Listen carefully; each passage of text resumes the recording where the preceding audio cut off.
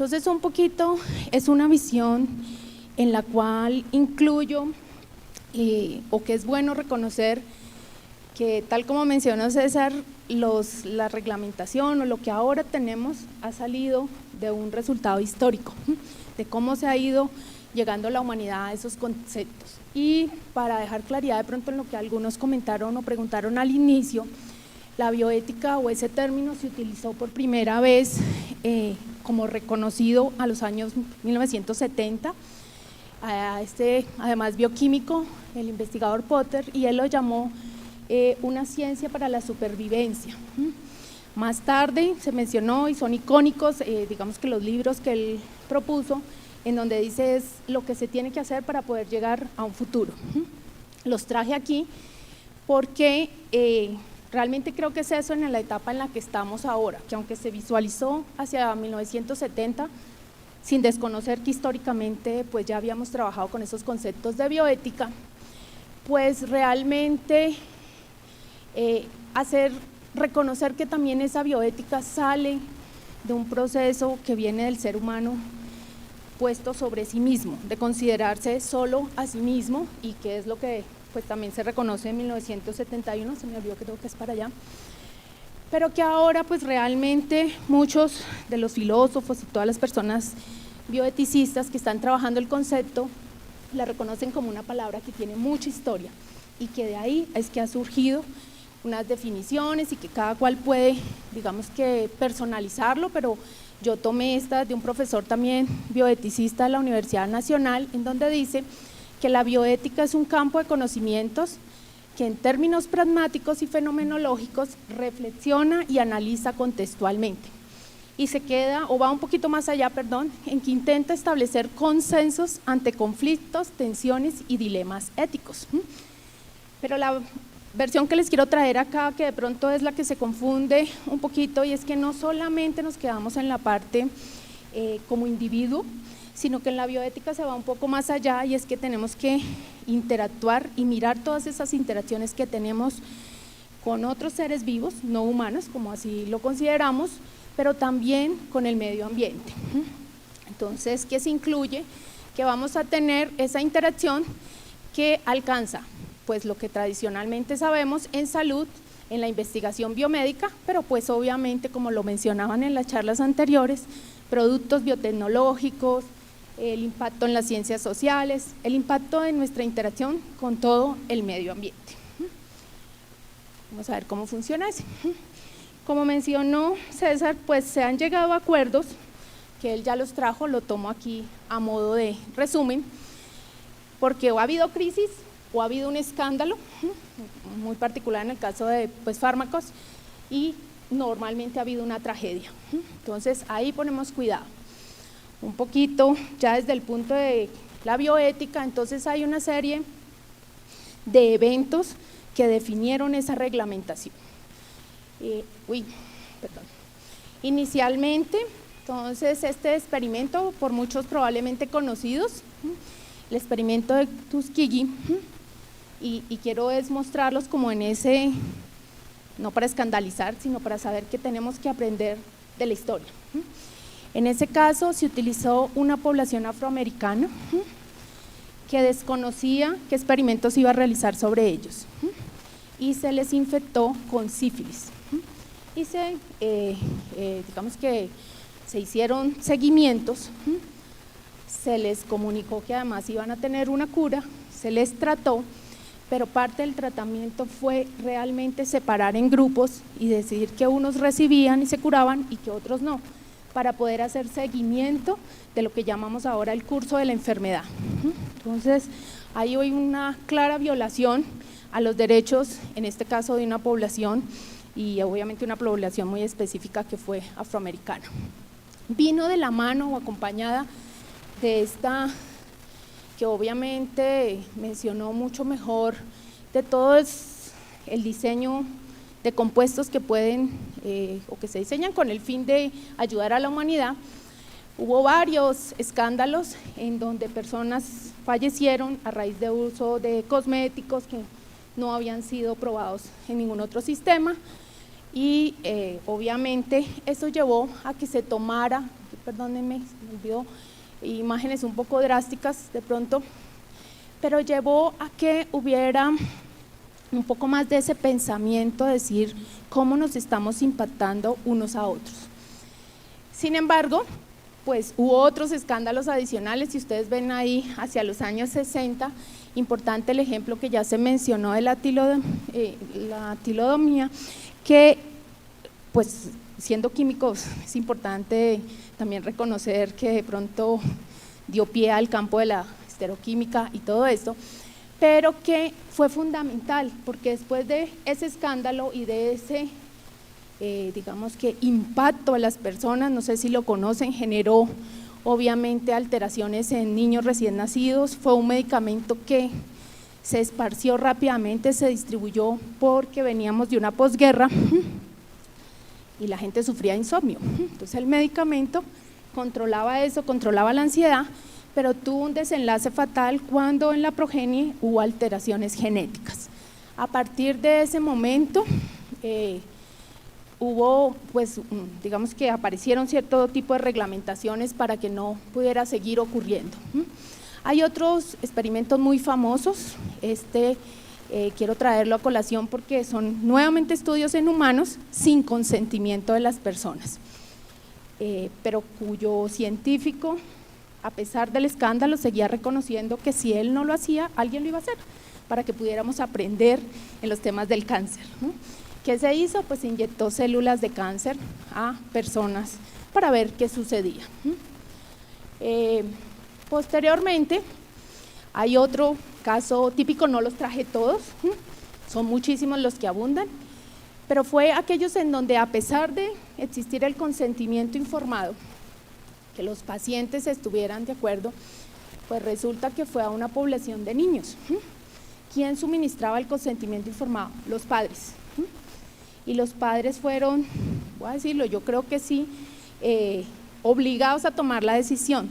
La población eran niños con enfermedades mentales, síndrome de Down también, y para que pudieran acceder a la educación tenían que firmar el consentimiento informado. Esos niños fueron sujetos de inoculaciones o de pruebas con vacunas y obviamente hubo impactos en esa población que no se consideran. Entonces, aunque hemos generado reglamentaciones y acuerdos, pues todavía se siguen, o al año 70 todavía seguían apareciendo.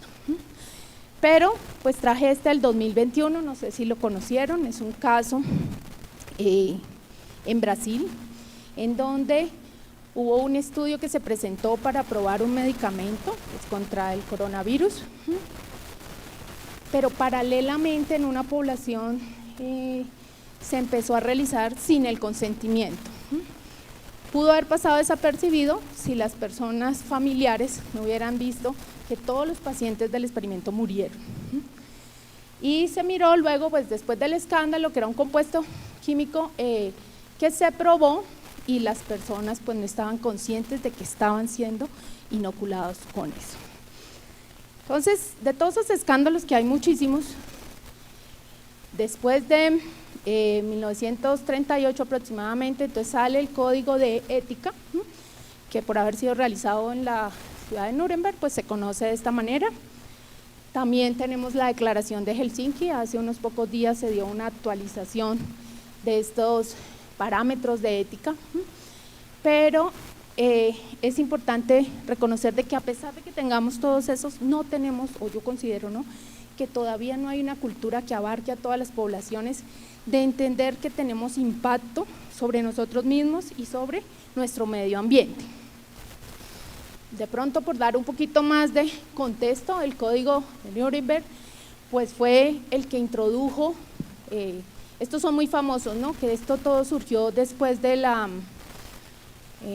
Segunda Guerra Mundial, y entonces se introdujo el consentimiento informado. Se solicita para cada estudio en salud y lo mantenemos.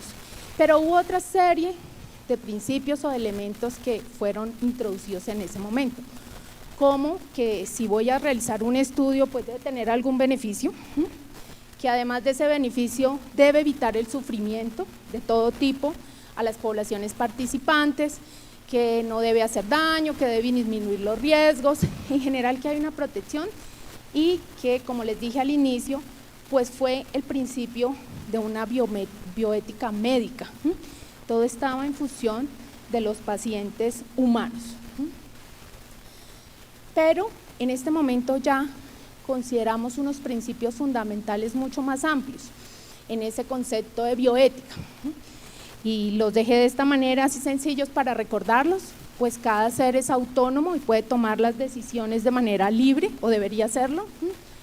Va muy de la mano porque con los estudios o lo que hagamos, pues debe beneficiar en general a una población, pero no hacer daño a otras o ni a ella misma. Entonces tenemos ese principio de no maleficencia y que todos tenemos derecho a un trato justo. Por aclararlo un poco, si vamos a servicio médico, todos deberíamos tener la misma gestión en nuestro servicio, pero que sabemos que no siempre se presenta. Estos principios fundamentales que fueron definidos y que se usan dentro del campo de la salud ahora son amplios a cualquiera de los campos de investigación en los que estemos trabajando.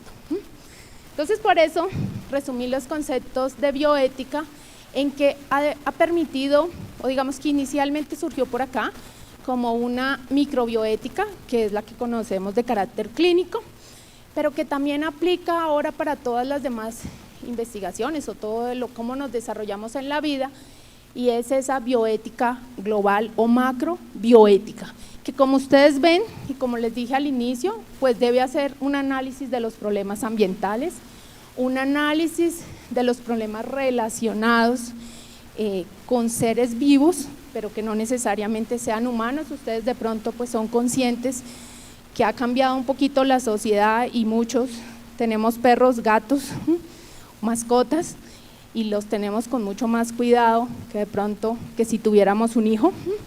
Entonces todos estos digamos que análisis deben ser hechos bajo esa bioética. Y obviamente pues esto va de la mano con todos los problemas sociales o económicos que ya han mencionado aquí previamente. Entonces, desde el punto de vista, mi charla era para que reflexionemos un poquito, para que nos demos la oportunidad de mirar que siempre hemos hablado de que necesitamos progresar. Hay corrientes completas, dice, pero ¿cuál es el progreso? ¿Y cuál es nuestro papel como químicos, o más aquí con, digamos que el papel que ustedes desempeñan dentro de cada una de las universidades, en qué podemos aportar y qué debemos reflexionar sobre esos conceptos? Entonces yo me tomé el atrevimiento de mencionar algunos, y es que desde el punto de vista del campo de los animales, que es lo que he trabajado, pues ya sabemos que muchos estamos en contra del maltrato animal, de que hay que buscar alternativas que nos faciliten poder reconocer y tener resultados, pero sin necesariamente aprovecharnos de otras poblaciones. Entonces, lo hice general, pero pensando o está basado en esos estudios que ahora tenemos, pero que como investigadores deberíamos evitar la repetición innecesaria de experimentos. Muchas veces decimos, pero ¿por qué no va a la bibliografía? ¿Por qué no tenemos ese concepto? Efectivamente, para no tener que hacer exactamente lo mismo, que aprendamos de lo que otros han hecho. En este momento tuvimos una charla muy apropiada, muy interesante, sobre, o que yo la relaciono un poco con esos modelos que ahora tenemos disponibles, que no tenemos que ir a poblaciones directamente, sino que ya nos basamos en información y podemos utilizar la predicción. Pero también llamo la atención de que mucho de lo que podríamos tener como dilemas éticos están basados en que tenemos un mal diseño de estudio. Entonces, si invertimos en esas características, a mí me gustó mucho de la conferencia inicial de la doctora Deyanira, que dentro de la política está contemplado eso, que es un proceso completo, desde que se formula un proyecto hasta que llegamos. Y si lo complementamos con lo que dijo el profesor César, los comités de ética no solo deben mirar el antes, el durante, sino que también ya están pensando en que debemos hacer ese seguimiento. Obviamente, y en el campo que nos movemos, un par de los que estamos acá, tener alternativas in vitro, no solamente in silico, sino pasar a modelos celulares, utilizar otro tipo de herramientas que en principio consideramos menos o que violan menos los conceptos éticos. Ideal que lleguemos a proponer estrategias integradas y que podamos mejorar, pero para mí, y por eso lo coloqué aquí al final, pues si impactamos en la formación de nuestros estudiantes, creo que ganamos mucho. Ok, gracias. Entonces ahí deberíamos tener un punto importante. Como parte del Comité de Ética de la Universidad Nacional, el Comité y a nivel de los comités nacionales, por ejemplo, se está promoviendo, ya se ha visto la necesidad de impartir estos conceptos éticos y bioéticos. Entonces hay varias estrategias que creo que se están replicando en diferentes universidades y es generar cátedras nacionales en ética, que todas las personas, independientes si son las ciencias básicas, sino que cualquiera de las personas que entren a la universidad tengan acceso a este conocimiento, que de pronto es mucho de sentido común, dicen algunas personas, claro, no debemos hacer daño al otro, pero que pues en el camino se nos olvida o no estamos tan conscientes de eso. Entonces puse algunos elementos para que dentro del tema de discusión estén y ya traídos a la investigación que hacemos en química. Ustedes conocen, debemos tener alternativas al uso de animales con pruebas de compuestos químicos o en pruebas químicas en general. En este momento ya el panorama de esas alternativas es muy amplio. Hay páginas completas que le permiten a uno visualizar ese tipo de estudios. Obviamente pues proponemos la investigación con células humanas o experimentación que podemos llegar al alcance de seres humanos, pero que en los cuales debemos ser conscientes que tenemos un impacto y que no siempre es, o sea, la mayoría de las veces consideramos los eventos positivos, ¿no? Pero que debemos también tener una priorización en esos eventos negativos. Y pues esto sí, obviamente la conferencia anterior detalló de manera muy importante los riesgos que tenemos con sustancias químicas nuevas o con las que ya conocemos.